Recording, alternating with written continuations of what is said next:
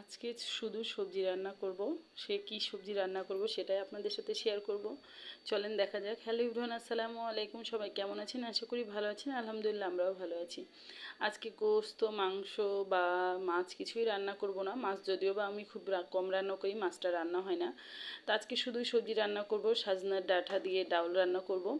আর একটা লাউ নিয়ে এসেছিলো আলামিনের আব্বু, অনেক কয়দিন হয়ে গেল। সে লাউটা শক্ত হয়ে ভিতরে একদম পাকা পাকা বিচি হয়ে গেছে, সেটাই কেটে অনেকটা বাদ দিয়ে ফেলে দিয়ে আলু দিয়ে, বড়ি দিয়ে আর লাউ দিয়ে রান্না করব। খুব ভালো লাগে, খুব খেতে স্বাদ লাগে, টেস্টি লাগে। আর আলামিনের আব্বুর খুব পছন্দ লাউয়ের তরকারি।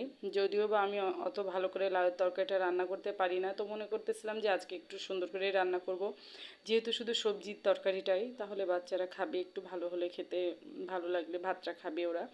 আর আলামিনের মাদ্রাসা শুরু হয়ে গেছে আলহামদুলিল্লাহ। আমার বাচ্চাদের জন্য আপনারা একটু দোয়া করবেন। আলামিনের আজ থেকে মাদ্রাসা শুরু, সে মাদ্রাসায় যাওয়া শুরু করে দিয়েছে। যেহেতু 20 পারা অনেকটাই এগিয়ে গেছে, আমার বাচ্চাটার জন্য সবাই একটু দোয়া করবেন, পড়াতে যেন মনোযোগ আসে সেই দোয়া করবেন। আল্লাহর কাছে অনেক দোয়া করতেছি, যেহেতু পাড়া অনেক পাড়ায় এগিয়ে গেছে, 20 পারা চলছে, আলামিনের 20 পারা কমপ্লিট হয়নি, 20 পারা চলতেছে। দেখা যাক আর 10 পারা কতদিনে কমপ্লিট হয়।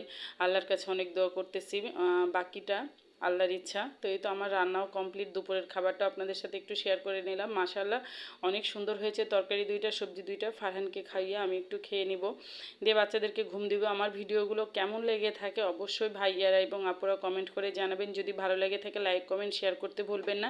সবাই পাশে থাকবেন। আসসালামু